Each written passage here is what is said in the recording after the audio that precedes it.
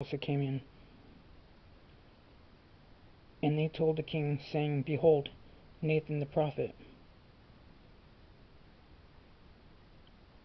And when he was come in before the king, he bowed himself before the king, and with his face to the ground. And Nathan said, My lord, O king, hast thou said Adonijah shall reign after me, and he shall sit upon my throne?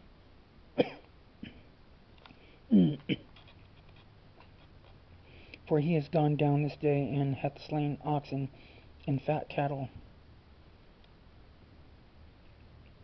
and sheep in abundance, and hath called all the king's sons and the captains of the host, and Abiathar the priest, and behold, they eat and drink before him, and say, God save King Adonijah. Wow. So that's another bit of information that we didn't know before. That they eat and drink before him and say, God save King Adonijah. That's crazy. I like how the Holy Bible does that. Kind of like when you're reading a book, a novel, you find out such a person went into a room. Then later on in the book, you go back and you find out there was someone else in the room, or there was something of importance in the room. I think that's cool.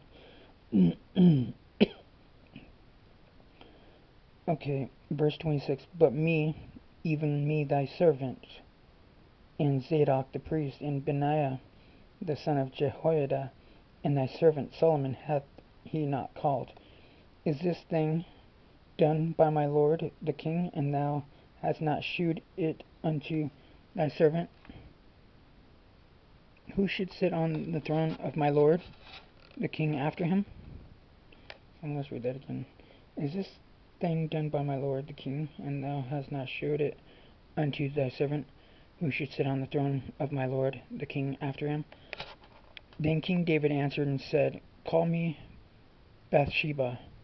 Now, I don't think King David is saying to call him Bathsheba, basically call her in to me. Then King David answered and said, Call me Bathsheba.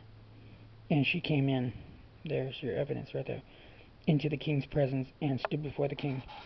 And the king sware and said, As the Lord liveth, and hath redeemed my soul out of all distress. What's interesting is he's able to talk like this. He's like well stricken in years. Was old, verse 1. Now King David was old and stricken in years, and they covered him with clothes, but he got no heat. What's crazy is right here it says, And the king sware and said, As the Lord liveth, that hath redeemed my soul out of all distress. So he's old, but yet he's still like he's talking, and his soul has been redeemed out of all distress at this time. That's crazy. Because usually it sounds like at the beginning it sounds like he's so old that uh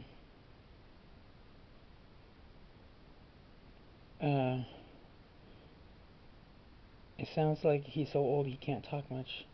You know, this thing says 3 minutes, and I could have sworn it's been longer than 3 minutes. So I'm gonna read one more verse and do another part. I'm gonna check this out. So I'm thinking that this is just gonna go longer. I don't know if it's cut off and I just don't know it. But I'll do First Kings chapter 1, Holy Bible Study, and this will be part 1. And then I'll go to part 2 because I need to check this out. Seems like I've been reading a lot longer than 4 minutes. So hold on. Even as I swear unto thee by the Lord God of Israel, saying, Assuredly Solomon thy son shall reign after me, and he shall sit upon my throne in my stead. Even so will I certainly do this day. So he's basically telling them, what I said is going to happen is going to happen. He's the king, and nothing's going to change. He's alive. He can speak everything and put it into motion while he's alive.